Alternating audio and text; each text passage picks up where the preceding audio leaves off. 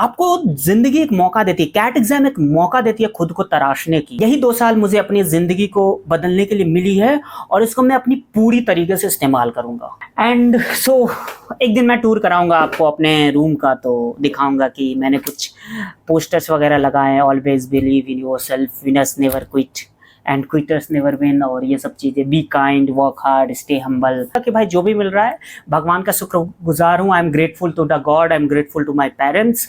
I have to do here well.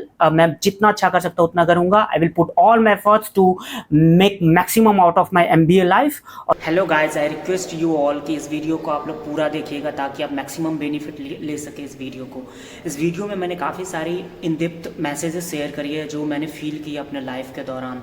मैंने जो यहाँ तक की जर्नी तय करी है, तो मैंने बहुत सारे फेलियर्स झेले हैं, बहुत सारे रोलर्स एंड कोस्टर्स थे हमारे सफ़र में, तो उन सबको भी मैंने बहुत कुछ एक आर्टिकुलेटेड वे में बोलने की कोशिश करी है।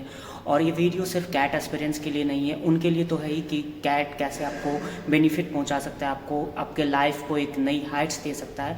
बट जो आप लोग IIMs आने वाले हैं या B स्कूल्स आने वाले हों, तो आप लोगों के लिए भी एक मैसेज शेयर करी गई है, बहुत सारी मैसेजेस शेयर करी गई है कि कैसे आप लोग भी बिजनेस स्कूल्स में या IIMs में बहुत ही अच्छा कर सकते हैं, कैसे आप लोग IITs और NITs या CA CFAs वाले बैकग्राउंड से आने वाले बच्चों को पीछे छोड़ सकते हैं। पीछे छोड़ने का मतलब ये नहीं कि पीछे छोड़ना है, कैसे आप उनके साथ कम्पीट करके और उनसे बेटर कर सकते हैं यहाँ पे। तो ये सारी चीज़ें मैंने शेयर करी है अपने एक्सपीरियंस से, जो मैंने यहाँ पे फील करी है 6-7 महीने यहाँ IIM में, और जो मैंने अपने लाइफ में फील करी है।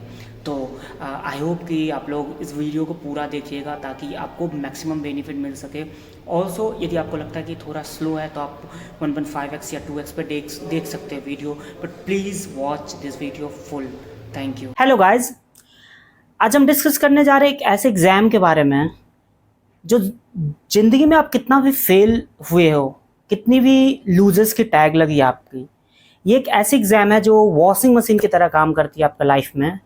और वो कहते हैं ना कि इधर से लूज़र डालो उधर से विनर निकलेगा, तो ये कुछ इस टाइप की एग्ज़ाम है। तो डिस्कस करते हैं कौन सी वो एग्ज़ाम है कि लूज़र्स को विनर्स बना सकती है। अपने ज़िंदगी में कितने भी फेलियर्स झेले हो, कितना भी फेल हुए आप लाइफ में, ये एक एग्ज़ाम आपकी ज़िंदगी बदल सकती है और आपको उन लोगों से बेटर बना सकती है जो लोग पहले बहुत ही सक्सेसफुल हो चुके हैं, बहुत ही बड़ी बड़ी सक्सेसेस अचीव कर चुके हैं।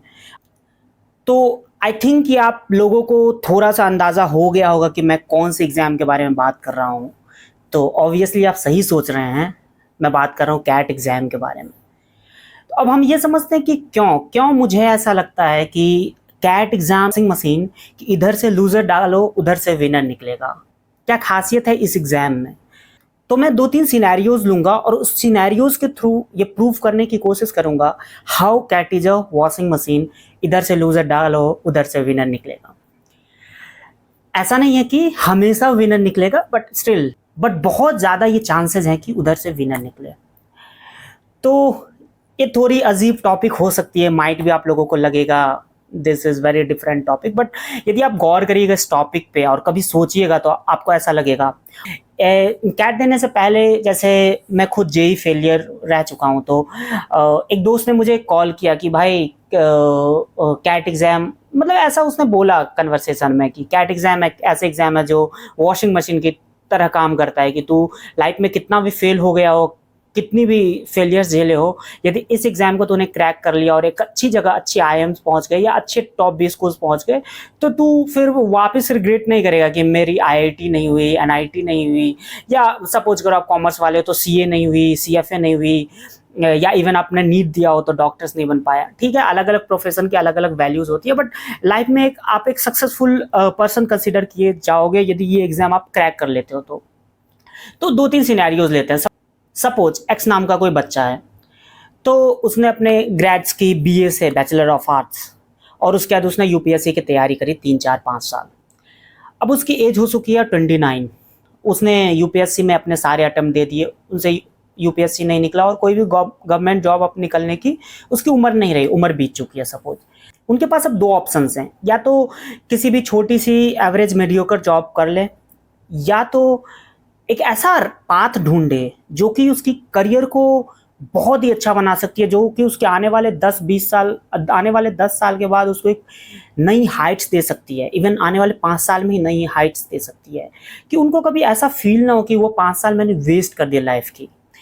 तो वो एग्ज़ाम कैट है, और तो कैट एग्ज़ाम ये सिक्योरिटी प्रोवाइड करती है।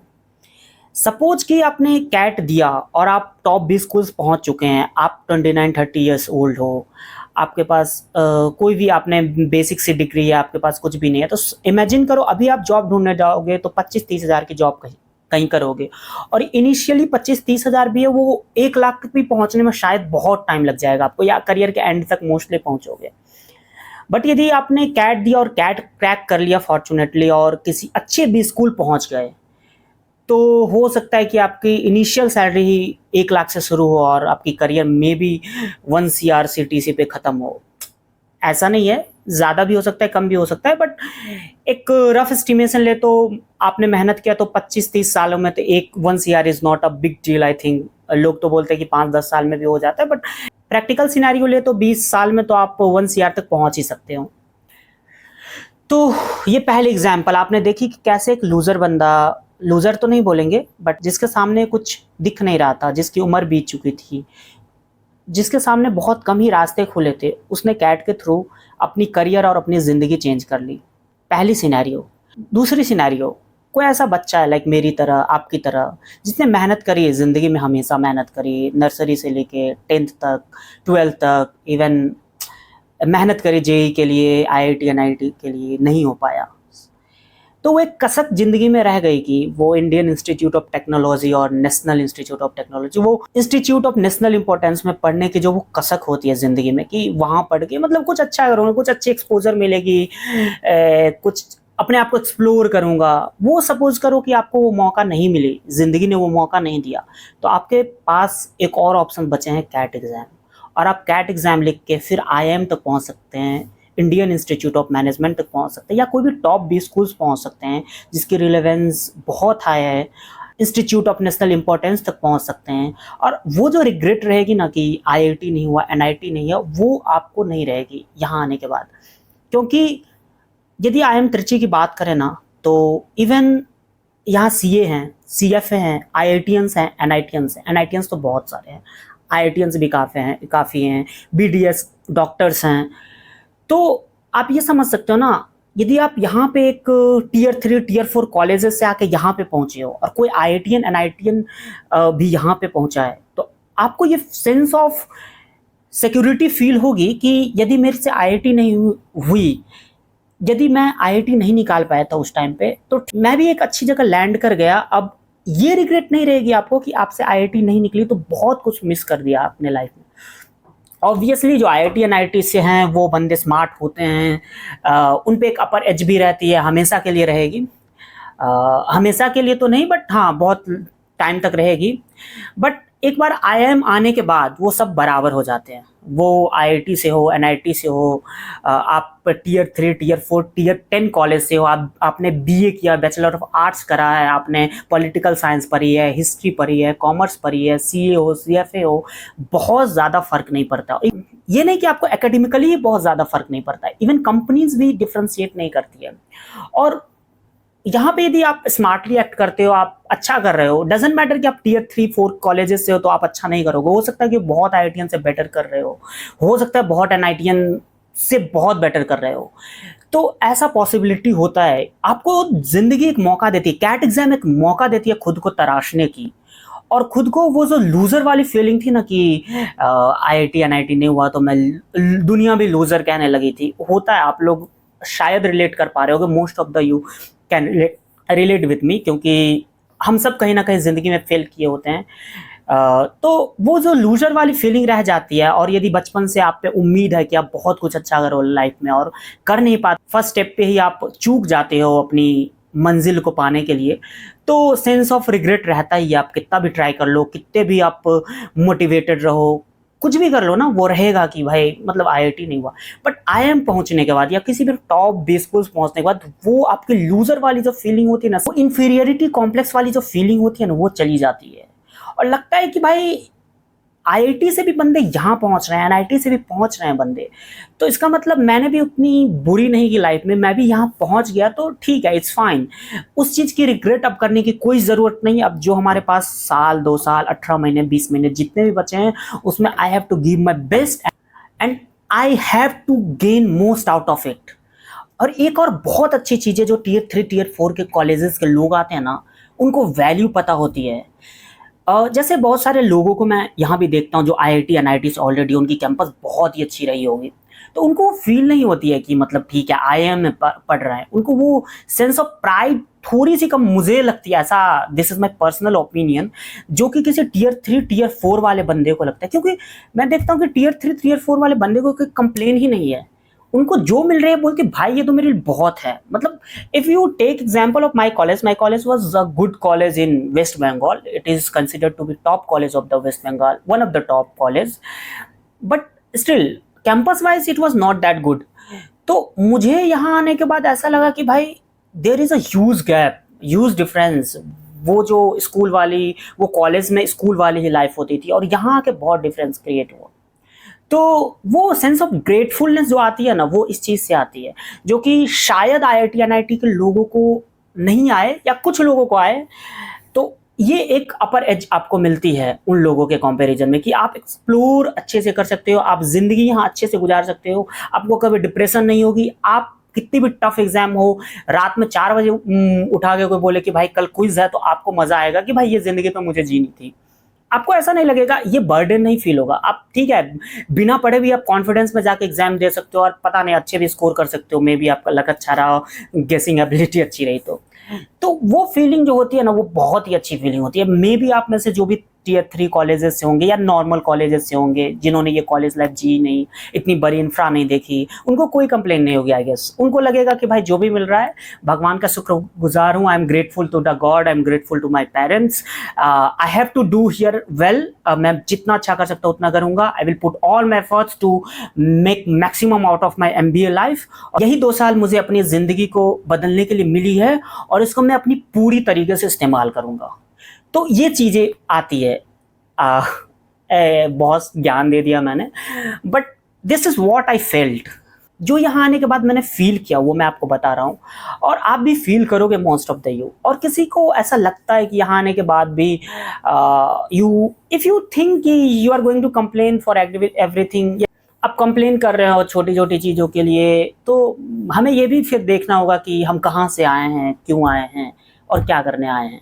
और यदि आपको लाइफ में कंप्लेंट्स नहीं ना होती है छोटी छोटी चीज़ों के लिए, तो आप खुश रहोगे। मतलब MBA लाइफ लोग बोलते हैं कि ऐसा लोग बहुत स्ट्रेसफुल एनवायरनमेंट होती है, बहुत की वो होती है, मतलब लोग बोलते हैं कि टॉक्सिक होती है, ये होती। आई डोंट थिंक ऐसी होती है। ठीक है, कुछ लोग आपको मिलेंगे ऐसे जिनसे आपकी वाइब मैच नहीं कर रही हो, तो you can keep distance from those person. और सबसे बड़ी बात ना, यहाँ आने के बाद भी आप यदि खुशी बाहर ढूंढ रहे हो ना, तो you are not doing MBA। खुशी अपने अंदर ढूंढो ना। इफ यू डोंट फील कि कोई आपके तरह नहीं है ना, या आप किसी के तरह नहीं हो ना, इट्स फाइन ना। आप अपनी तरह हो ना, तो that's fine. You can talk with your self, you can do what ever, you can explore everything. And even यदि आप खुद पे ध्यान देते हो ना, खुशी अपने अंदर ढूंढते हो ना, तो आप बहुत अच्छा कर सकते हो हर चीज़ में, हर डोमेन में।